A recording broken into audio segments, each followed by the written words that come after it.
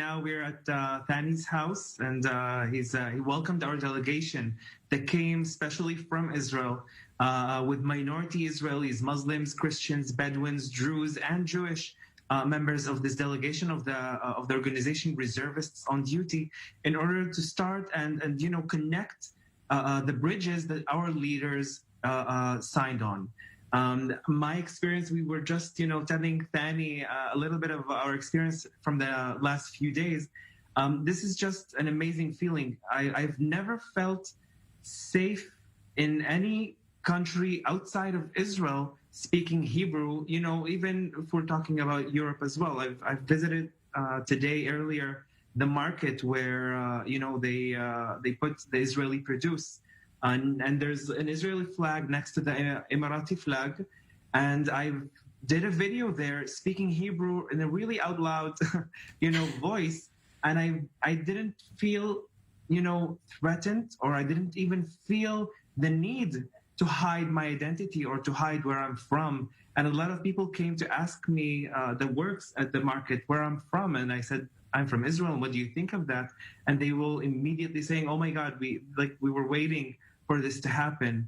And this is basically what our experience is here up to now. A lot of people are saying that they have waited for this to happen for so long, and they are so thankful that, they are alive today to witness it happen in front of their eyes. It certainly does feel like an historic time. Thani, I can see you're smiling. Talk us through how you have been seeing things differently or hearing things differently now that you're meeting new people coming to you for business opportunities from Israel. Your thoughts? Thank you very much for having us. I've been, even before August 13, I've been a peace advocate. I have my day job, but after my day job, I've been a peace advocate and a pro-peace on social media. And after the Abraham Accords and meeting a lot of Israelis, either that they've come here for business or or just to visit, we have a lot in common. We have more in common, regardless of the religion, more than common than any other country, even in the Middle East itself.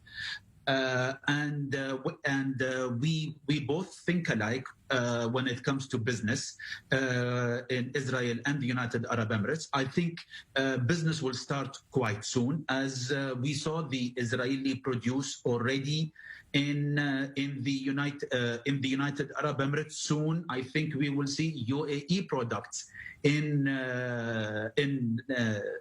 Israel, and I don't expect to see any problems. On the contrary, we are meeting Israelis since the Abraham Accord. I've been meeting Israelis every single week without fail, and I've been extremely happy, and they feel extremely safe here also, which warms my heart.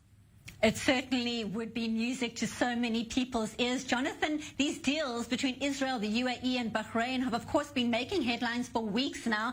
It was also fascinating to see how quickly arrangements were being made for kosher food at restaurants and hotels there. What has stood out for you in terms of the way visitors are being welcomed there, over and above, as you say, that you can speak Hebrew quite freely?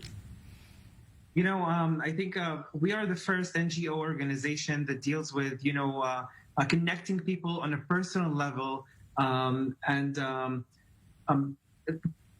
Things here work really fast. The one thing that I noticed about the Emiratis is that they are really, we say that the Israelis are really...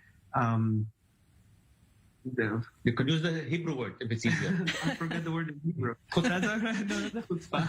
have that too. But we really do things fast, and eventually this trip happened really fast. Lorena Khatib, she was actually the one in charge to make this connection happen between the UAE and us, the organization in Israel, with the help of the Ministry of Foreign Affairs as well. because we wanted to come and visit the Emirates in order to talk more about not business and regarding money, because we're an NGO eventually, but we wanted to connect the people, because this is what really important to us. We bring personal stories, and that's what we did up to now. We met with students last night. We met with other, Bahraini as well, reporters and professors from the Emirati University.